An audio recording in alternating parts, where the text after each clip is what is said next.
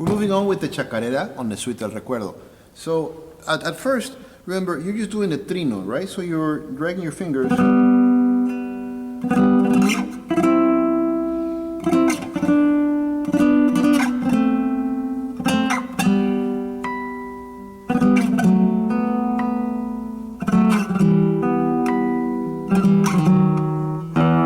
think I missed the first harmonic was supposed to be here, right? But all of the other harmonics are here in the 19th fret. Right? Don't get confused by my extra 20th fret here. Most guitars will give you up to the 19th fret, right? So now, as you move through this, remember that you have 2 thumb strokes, then index, ring. Now, we're going to get to the ring back in a second because there's a move in which you ring your ring finger across, right? Right, but that doesn't happen right away. It's very nice, it's very good to be nice and short on this one to just give a very good sense of accompaniment because this is the rhythm of the Chacarera. And then quietly.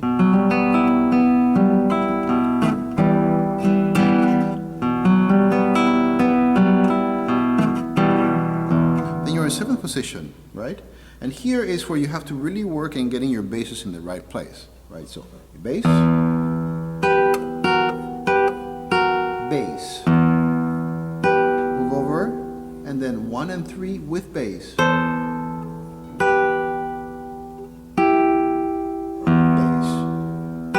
Then with bass, slide up. Back down. Bass. Bass.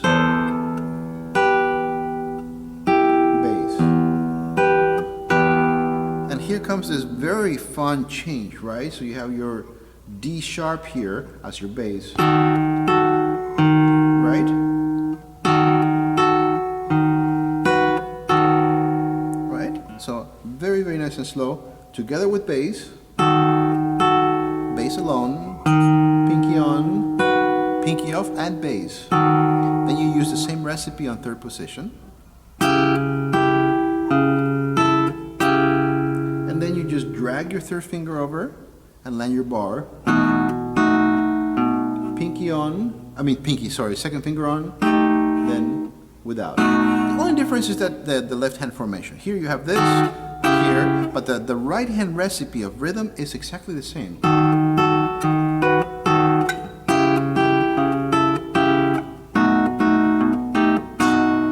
Comes a very fun strum, right? So you play the open first 3 strings with your E bass, then there's an accent, which is basically left hand percussion, right? You just hammer on rather aggressively to get that E minor chord. Then your thumb sweeps up, and your hand, M for mano, down. And I'm giving you that rhythm. Right? And then again, quietly, loud, and then you do the same thing that you did over here. You're actually now on the 4th and 3rd strings. So bass, bass, then move over 1 and 3 and bass. Then back, and then bass, bass, bass, bass, then together, right? And what you were doing over here, you're going to do over here, right? So bass and chord alone, bass alone, pinky on, pinky off, and bass.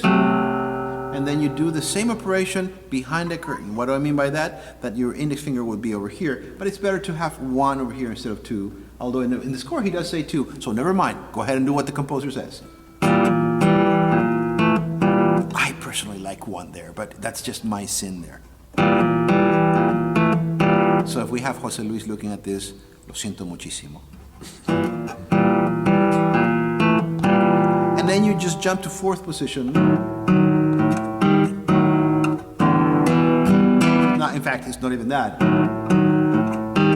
instead, because you're running out of strings on the guitar, you scoot your index in, and then up sweep, strum. And again, you're going to start with the left hand in the same position. And remember what I mentioned at the beginning of the video, right? We're going to do a different rasgueado, or a different stroke, if you may, on the left hand. So try to keep your ring finger on the first string as you do this. And then you're gonna stiffen it a little bit more. You're gonna use your hand to bring back your ring finger. Right? You're just gonna drag it, right? But it's gonna be a little stiffer than the other fingers, so you just use your hand to come back.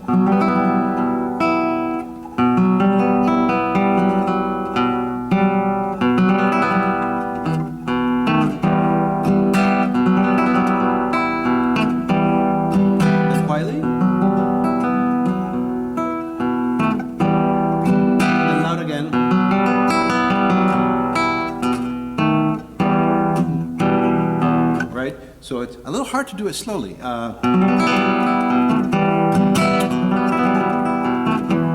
Right? So it reminds me of when I was practicing to play it. But again, a little stiffer on the ring finger so you can bring your hand back. Then you're going to have to get your thumb in there to get the B on the dominant back to E minor. And then you do the same melody that you've been doing here or here. But now you're actually using index and middle, but in the first and third string, right? So you're further apart, right? Right, so you're kind of playing sixths here. Right, he says to use 3 and 4, which is very valid, right? So bass. And you'll discover that it's the same right hand formula of putting the basses in, right? So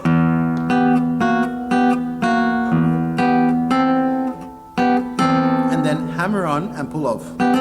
It's tricky, right? Because you're hammering on the third and first. You're skipping the second string. Right? Bass, bass, bass and slide. Bass, bass and together. Hammer on and pull off. Open, back on. Bass, and then you're here on first position, 1 and 3. I find it also much more comfortable than using 1 and 2 for that. It's because of the position of the left hand. Notice what happens to my pinky. When I'm with 1 and 3 here, my hand is ready to play, right? When I'm in 1 and 2, I'm kind of like out in limbo here, right? So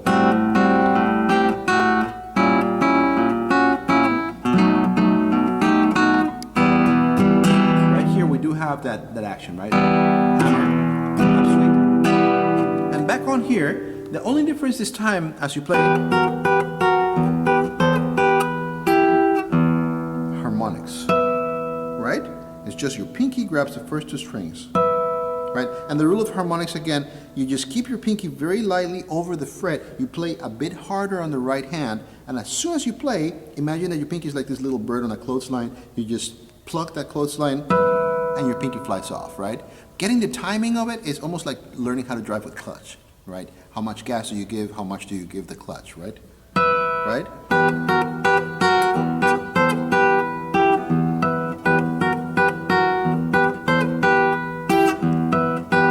And then the same thing as before, right? Third position, bar, E minor, right? And then on the second repeat, he has a B7, right? And then E minor over here. So on 9th position, 2, 1, open, open, pinky, open 6th string.